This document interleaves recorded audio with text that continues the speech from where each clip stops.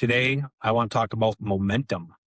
Momentum is rented. Does that make sense? Momentum is never owned, or is it? It's rented, and I'm going to tell you how you can own it, so stay tuned. And the rent is due every day. Every day, momentum is rented, and you have to pay the dues every day. If you haven't watched me before, welcome. This is Elevate with Enbody. I'm your host, Tim Enbody. And my goal with this podcast is simple. I'm trying to bring growth to your business, maybe to your leadership, maybe a little bit to your life. No hype, no shortcuts, just real conversations about what it actually takes to elevate your business and your brand. Last episode, we talked about doing it right. Does it actually feel good? There's a rhythm, right? You're consistent. You're aligned. It's like going to the chiropractor. You feel like you just like, oh, I felt good. Crack, crack. That's great. It's a great place to be. And it's also where people get careless and a little reckless because the moment things feel better, your brain starts to play tricks on you. It's like a whisper. Ready? You've earned a break. You've been really good on that diet, Tim. Why don't you have a slice of pizza? It's a Friday night. Don't be such a stick in the mud. You earned the break. What? That's momentum slowing down, right? That's how momentum starts to slip. Momentum isn't built by intensity. It's protected by standards. And this is where I believe success for you business owners starts to separate themselves. I constantly reference the bottom, the middle, the top. It's one of those spots I believe pushes you through because the people that are getting through that uncomfortable, they realize that momentum's only going to give them a certain amount of push. Have you ever had to give your buddy a push on a bicycle when you were a kid? And I'd go give him a push so he could get going. Or you're trying to teach your kid how to ride a bike and give them that push. And they have to keep pedaling. And if they stop, they fall over, right? That momentum is not consistent in anything that we do. Okay. Even if you're going downhill, at some point the hill stops and the wheels are going to stop to roll. But people start to rely on the accountability. And first, the self-accountability. I believe that's the key. They do what they said they were going to do because they said they would do it. No one was checking in. No one was watching. Is Tim actually doing what he said he was going to do today? No one's forcing it. Hey, honey, don't forget, you got to go to the gym. You're fat. Go lose some weight. Nobody's pushing. Nobody's enforcing. But the performers, that's not where they stop. They simply understand something must be done. People already know this, but don't like to admit it. At a certain level, you buy accountability. That's why a lot of successful people do what? They hire coaches, they get mentors, they listen to podcasts, they do all these different things. Some are free and some have a cost because they understand, like, if I want to lose weight, I can go to the gym. And I'm that guy that's making up all these weird exercises on these machines when the trainers are going, what the frick is this guy doing? Or I can hire a trainer and he or she can walk me through the proper steps. We can talk about the nutrition, calories in, calories out, how to burn, what else I can do, maybe some HIIT training, boom, boom, boom. You pay them for their knowledge because momentum dies. First day in the gym, you go. Second day in the gym, you're there.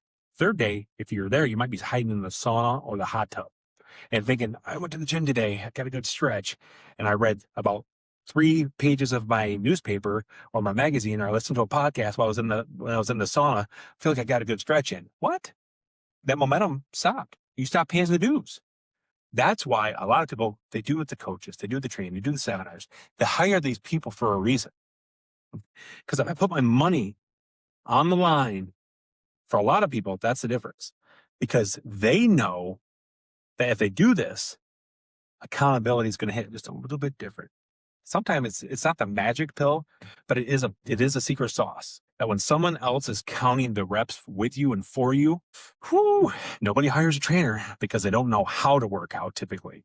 They hire one because they won't skip when someone's watching, right? If I'm sitting there, Chaz, you come into my office and I said, hey, I want to do some stretches. I want to do this, or I want to do this.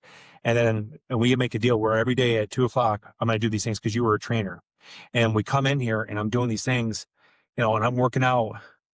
And then the next day you don't come in. I'm like, oh, Chaz is sitting here. I must skip today. I'm going to tell them I did it though. You start to lie to yourself. When somebody's not watching, That's it's when the weakness in those bad habits come in, not the leverage. Most people don't lose momentum because something big goes wrong. I mean, that happens, right? Life happens. We get curveballs all the time. They lose it through the small exceptions that we make quietly. Maybe somebody in our circle that wants to hold us back unintentionally becomes an option. The reps become negotiable. You're negotiating with yourself. The standard also, it starts to become an issue, right? The standard quietly drops. Those small exceptions, they don't feel dangerous at the time, but they stack up. I've lived this. I felt what it's like to be locked in, clear focus. I'm really consistent. And I felt what happens when you stop holding yourself accountable to the same standard that got you there. Not the chaos, the comfort. The comfort is really dangerous. That's how momentum starts to drift. So if you want momentum to last, here's a couple rules. First of all, standards don't relax when things are going well. They don't relax when things are going well. They tighten up. Performers don't ask, do I feel like it today? They ask, what does the standard require of me today to get better for tomorrow? And most days, the answer is simple: reps, follow up, preparation, the planning that goes into it, showing up the same way, even when nobody's watching. Momentum doesn't come from big moments, right? Those are celebrations, but it comes from the small promises kept to yourself and to others. So here's the challenge.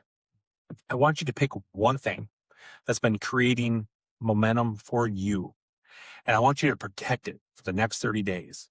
I want you to write it down. Write it down. Put it on your mirror in your bathroom. Maybe put it in your billfold.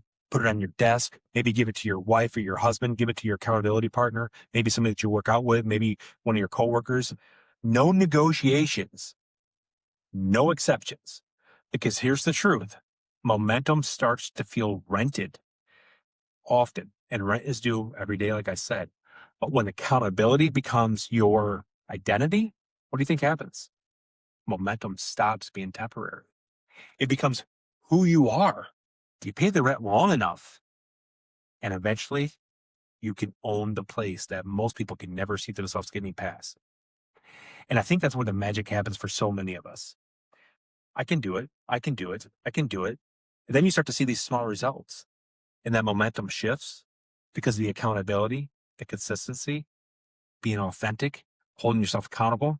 I told you there's a way to own momentum, but you can't own it unless you do these other things, because then it becomes part of your day, it becomes part of your grind, part of your who you are. And then I make a promise to you, to each and every one of you. Momentum, the dues that you pay are just what you do every day. It's who you are.